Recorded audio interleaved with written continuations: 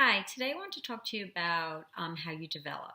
So, you want to know that how you start out communicating with spirit is not how you're going to end up. As you grow and develop, things are going to change. So, when you start getting information from spirit and the angels, don't force it so much and don't panic. It's not where you're going to end up. You're going to, be very different after you practice and learn this language.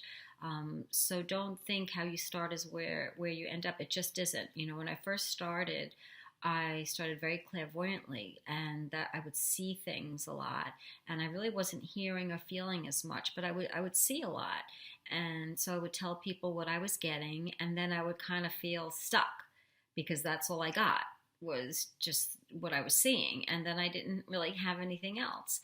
And, that was okay. And no one told me. I didn't realize that spirit and the angels were working with me to develop each clair. I didn't know that. I thought, well, I just kind of stink at this. I get a little bit, but I don't get a lot. So when you first start, they're going to probably start with your strongest clair, and then they start going through each one. I remember for a while there, I started getting very dependent on clairvoyance because I could see spirits. So I knew every time I was going to do a reading, I would see the spirit and I could describe it to the person, and at least I could give them that much. And then one day, the strangest thing happened. I could no longer see the spirits. I was like, oh my God, what the heck happened? And I really panicked because that never happened to me. I couldn't get an image anymore. But I realized that I was hearing the spirits more. I was getting like a little bit clairvoyantly, but not as much. But I was hearing much more. And then I figured out, wow, this is really interesting. I think they're doing this because they're trying to get me not to lean on the clairvoyance so much. And that's exactly what they were doing, because once I mastered the hearing, then they went to the feeling. So, it was almost like being in spirit school. I was like, this is like the coolest thing ever. Once I realized that it was normal and it was natural to, be strong at one thing and not at the others, and then the other ones would grow, and they did. And now I'll have to say, all three senses are pretty strong, but they're continually developing. They're continually to change. So where I was in the beginning is not where I am today. And I know 5 years from now, I'll probably be in a completely different place. I thought, well, once I learn this language, I learn it and then it's over. And the beauty and the fun of this language is that it never, ever ends. And how you receive information and how you give information just grows and deepens, and your connection to the spirit world grows and deepens, and it's a really magical experience.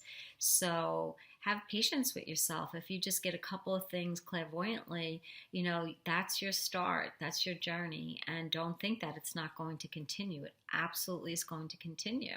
In the beginning, the way I could sense that a spirit was around is that I used to see these little mirror things in the air. They almost looked like little floating mirrors. And that was the only way that I knew a spirit was around. I couldn't feel that a spirit was around because my clairsentience wasn't developed. So I visually could see that something in the air had changed, and then that's how I knew a spirit was around.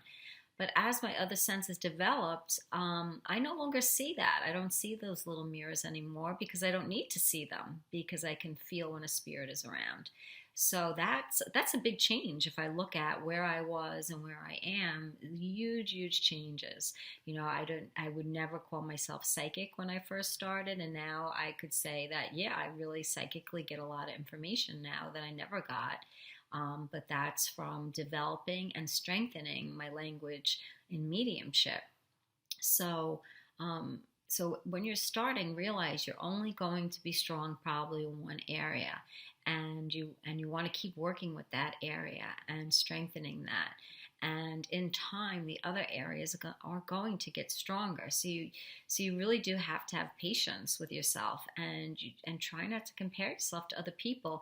If you hear other people are getting this and getting that, and they're doing so great, just stop. Don't compare yourself, because it puts a halt on your learning.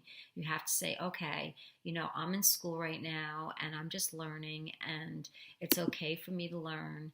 and I'm not going to compare myself to anybody. So know that how you start is not how you're going to end up, and that, once you start on this journey, it will never stop until it just never stops. And even when you go into spirit, you'll continue it there too. So it's really a never ending journey. And that's the fun of it. And that's the excitement of it, because you wake up every day. Well, what's going to happen today? What am I going to see today? Sometimes I'll see energy, or I'll see the angels around. It's like, oh my goodness, what's going to happen today? So when you open up to the spirit world, it just enriches your life so much. So you get to experience really cool things. And we all could have this experience. It's just that some people really crave it and look for it, and other people are not so interested in it this lifetime for whatever reason. Maybe they are a professional pianist or a sculptor, or they're doing something else, or they love their business that they're in. And so they're not interested in developing the sixth sense. But people like us, that we really are, we really have to realize that we're on the same journey together. We're unique, and that we're walking this path in the same way together. And that's why it's really important for us to stick together and support each other and to help each other, because it is unique. Not everyone decides to take this journey this lifetime, but we have. And that is really very, very special, and you want to really feel good about that you are in a point in your life that this is important, and you want to enrich your life, and it's the coolest journey ever. So that makes you really unique and special in your own right. And I know we talked about the whole specialness thing, and being special in this area doesn't mean that anyone else can't be. They just don't choose to be. Just like I might not choose to be the president of the United States, or I don't choose to be the head of a CEO of a big, big company. I haven't chosen that for myself, but I have chosen this journey. So, that makes this really very fulfilling for me, because it is something that is really interests me, and it's just the greatest experience ever. So, just realize that where you're starting today is not where you're going to end up, and that your skills are going to enrich every single day. Every time you do exercises, every time you meditate, ask for a message when you meditate, see what you get, see who you feel around you. Do you feel your guides? Do you feel your angels? It's just a different experience for you every day. Okay, so have a great day today.